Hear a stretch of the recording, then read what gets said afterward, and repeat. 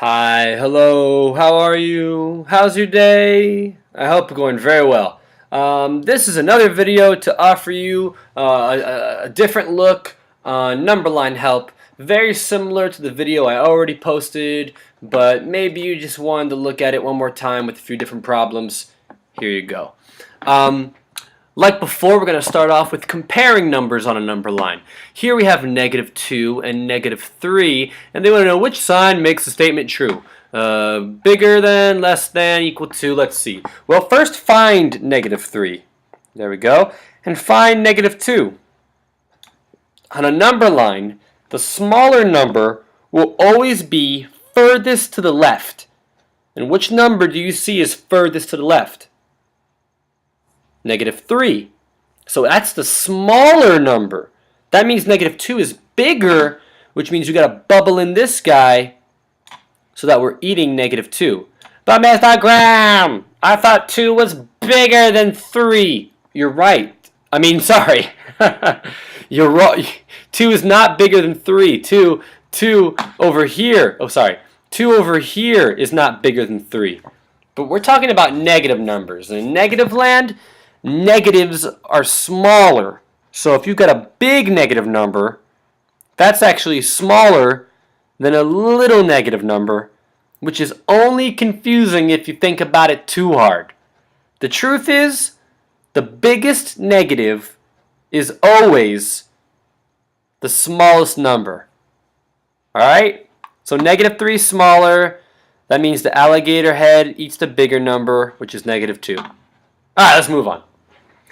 Find the value of D, write your answers as decimal number. Well, if you watched the last video, you know that we cut this into pieces. We have a 0 here and a 1 there, and we go, oh, okay, there's 2, 3, 4, 5, 6, 7, 8, 9, 10 pieces, and we can call these pieces tenths. We can call them 0.1, and the next one will be 0.2, and you keep adding 0.3, 0.4, and if you do that for each part, you can see what D equals. D equals 0.2.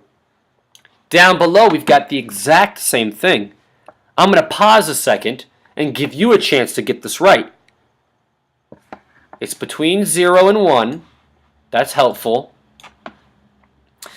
You know that you have 10 pieces if you count them all. The first one would be 0.1. Oh, I've said too much. You can figure this out. Come on, what's V? Hopefully you counted and got that V equals 0.3. Alright, let's move on. Find the value of U. This one's harder. We start at 0.8 and 0.9. And you might ask yourself, but shouldn't 0.9 be like, if we're counting by ones, Mr. Graham, shouldn't 0.9 be right here? Like right next door? It's way over here. It's so far away. What would go? Don't worry. When things that you think should be close to one another are actually very far, just remember the invisible zeros. That's really 0.80, and that's really 0.90. So right there would be 0.81. And next to that would be 0.82. And next to that would be 0.83. And now it's a simple matter of counting and figuring out what you got over here at U. 84, 85, 86, 87, 0.88. Down below, it's the same problem. This S. You might think, oh, there's 0.1, so S must be 0.2. But look what they did. They put 0.2 way over here. When something that you think should be very close on a number line in decimal land is actually very far away, just remember the invisible zeros. Ah, now we can make sense of this. What do you think S is? Look, that's 0.10, that's 0.20. What's right next to 0.10? 0.11. Yeah, it's not so bad. You can do this. Don't forget that number lines are where negatives and positives live together. Sometimes you got to figure out which is which. Up here there's a blank, but it's not hard to figure out what goes there. +6 and a +8, you know what goes between there. +7. How about down here? There's a lot more blanks. Here's negative land. Look, -1, -2, -3, negative. Come on, it's a pattern. You know it comes. 4. How about after that? Just continue the pattern. -5. We're just counting up by negatives. And if this is negative land, and here's our 0, then this must be the very first positive. And the very first positive is typically 1. Positive 1. Here's fractions again. I don't know if you remember how we did it last time, but it's going to go the exact same way. Let's count how many pieces we have from 0 to 1, and that will tell us what our denominator should be. 1, 2, 3, 4, 5, 6, 7, 8, 9, 10, 11, 12. Alright, we got 12 pieces. No problem, no problem. The denominator for all these answers should be 12. What's the numerator? Well, that depends on which piece the letter falls on. This one, D, fell on piece 1, so 1/12.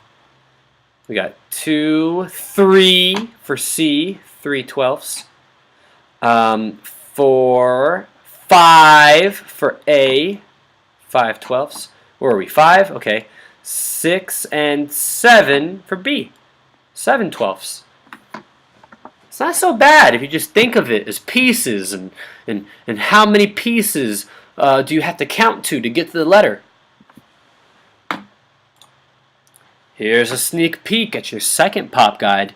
If you're watching this before too late in the week, you're really getting a really early look. Why not start early if you've got time for it at home? Fill this number line with positive and negative integers. Positive on the right, negative on the left. Look, we're not counting by ones. Maybe you see what we're counting by, and you can fill in the blanks. Fill this number line with decimals to the hundredths place. Oh my, decimals to the hundredths place. That's a little bit crazy. How are we going to deal with that? We've got 0.1, 1.2, 1.1, 1.15. What's going on here? Can you figure it out? It's not so hard. Use your common sense. What would go after 0.15? We'll go over it in class. Fill this number line with fraction fourths. This number line has fourths on it. Here's 1/4, a blank, and then look, 1 whole. What could go in there? What could go in there? I think you can figure it out if you try. If not, you'll have to pay attention hard in class. Do your homework. Ask for help. I'll see you guys there. Do your best. Bye.